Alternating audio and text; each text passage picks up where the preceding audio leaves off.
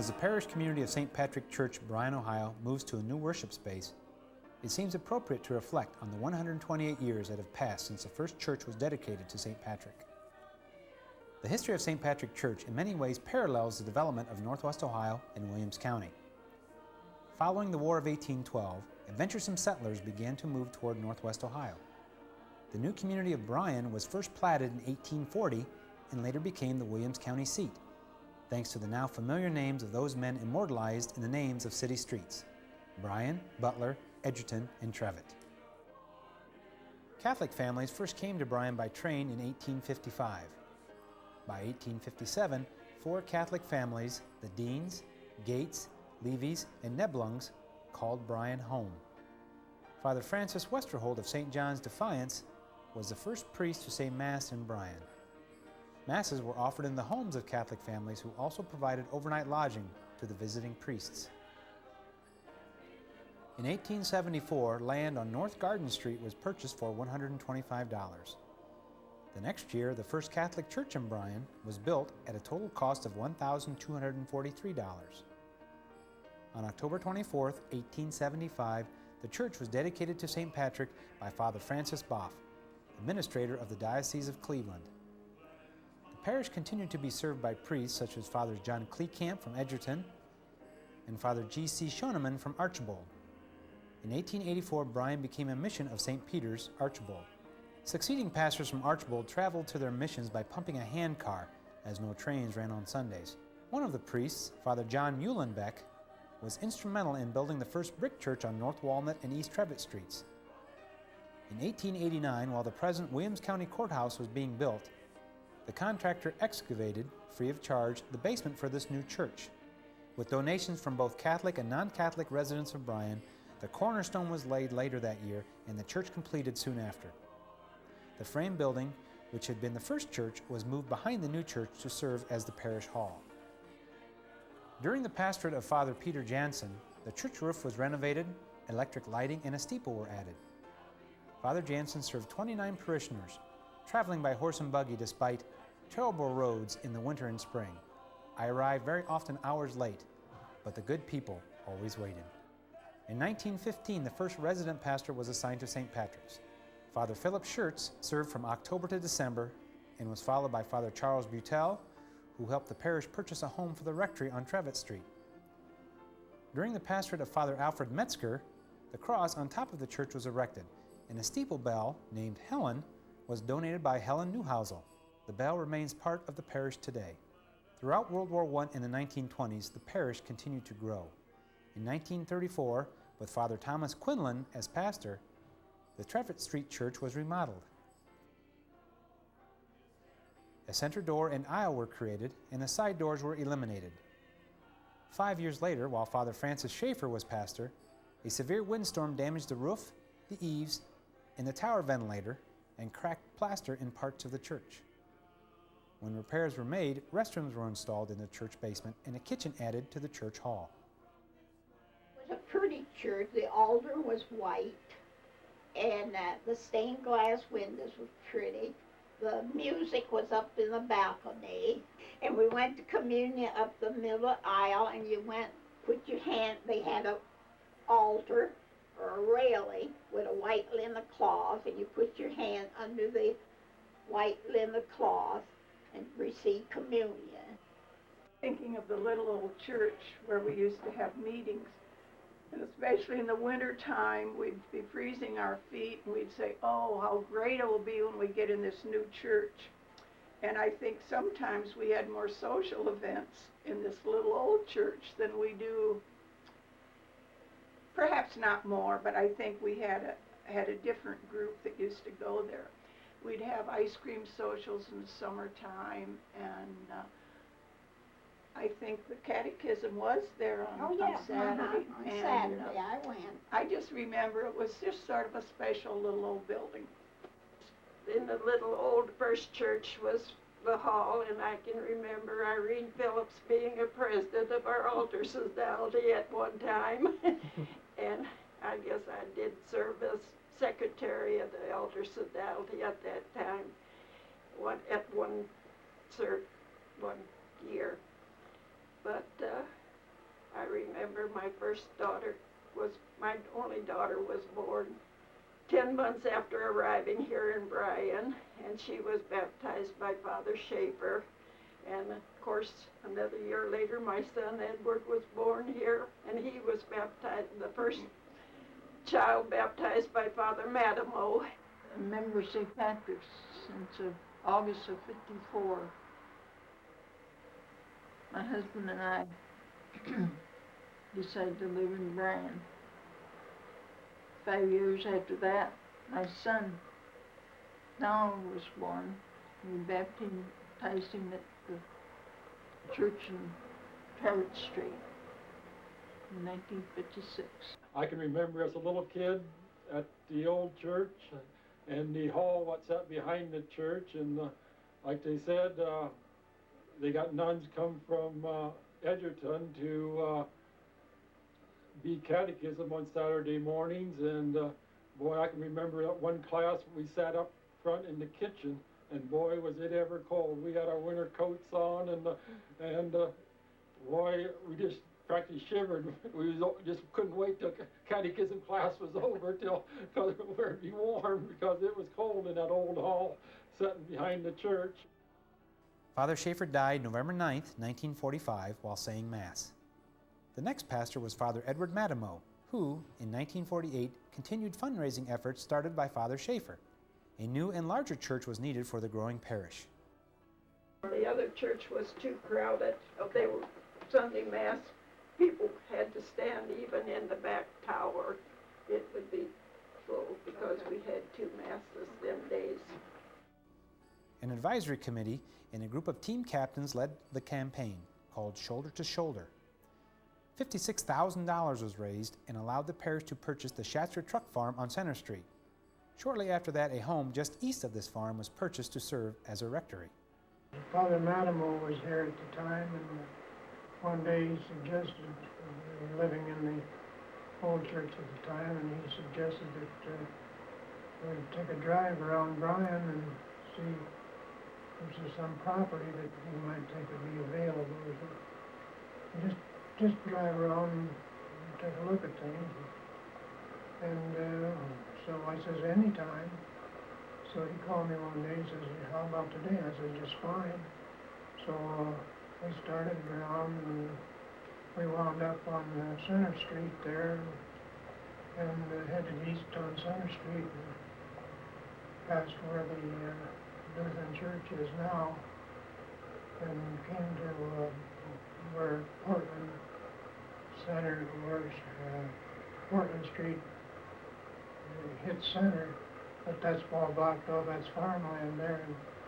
And Father Madamo asked me, he says, well, who lives there? Well, I says, Mr. Schatzer lives there, and Mrs. Schatzer. And says, what do they do? And I says, well, I understand they farm the land and they raise some chickens. They said, they just wonder if that could be bought. And I says, well, he said, you stay in the car. He says, I'll go and see. He was gone about 20 or 25 minutes, and he come back, and I remember 4 words. He says, it can be bought. So that's what started it off. He got Father Madamo, he was the one that really bought the 26 acres out there where our present church stands and where we're adding on to, but that, I couldn't tell you exactly what year he bought it, but that was purchased several years before we really built the church out there in 1957. And then at that time, it was just farm ground, and farmers in the parish planted the crops and harvested the crops off the 26 acres and what they had purchased, several years before. The actual planting but then when Father Shank came here to Bryan, he was one that really was a ramrod of building a new church. Between the time of the purchase of the truck farm and the building of the church, the land was planted in grain. Members of the parish plowed, planted, and harvested the grain, netting about $775 annually for the building fund. We had bought the farmland in the meantime. Father Madamo was here, incidentally, down on Trevor Street, and we bought what was a chicken farm, and an old barn was still on it, and the chicken coop. and we farmers started farming it, putting together. And I have some pictures there of when we raised, had the first crop we had out, we put it to wheat.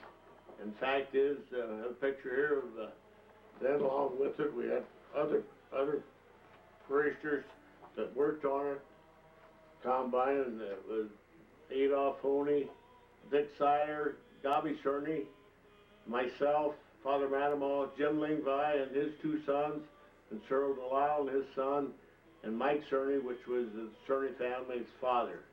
And it was a real thrill for us to get out, make a little money for the parish, and also a good get-together. Father had a nice tub of liquid refreshments for the young boys and us older men too. So we really enjoyed working it.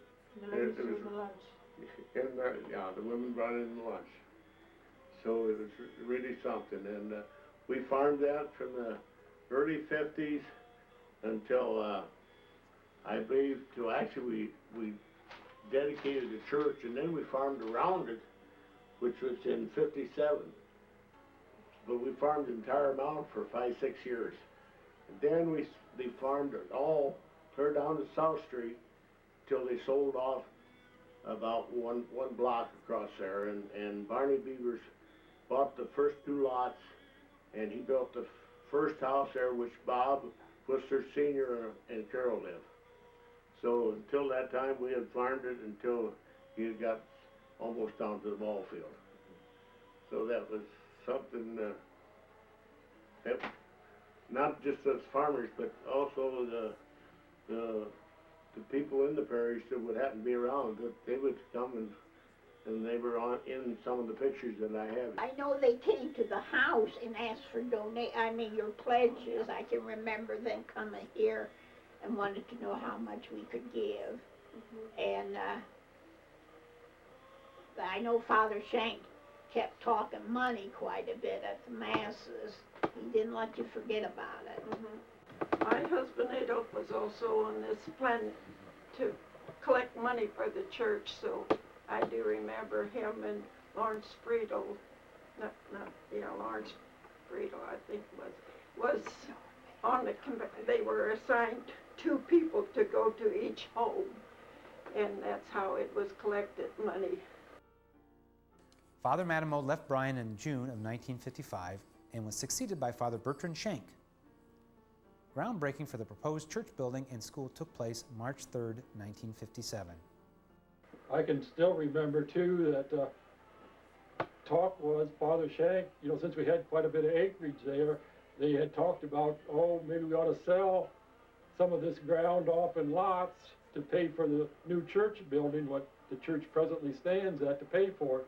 Father Shank said, oh no, we're not going to sell any ground because we want to build a hospital. And he even had big plans of building a hospital out there on the grounds, building a Catholic hospital. That was what he had in mind too, once everything got going. So that's why he said we didn't want to sell any ground, but then eventually some of it did get sold off to lots and to pay off for the church. Lynn Walker was a member of the parish and was a city engineer. And he and Father Dorley got together and plotted the land into lots, which were sold off, and I understand the money was used, of course, to pay off the debt of the parish. On November 21st, 1957, Most Reverend George J. Raring blessed the new St. Patrick's Parish building and celebrated the 100th anniversary of the first Mass offered in Bryan.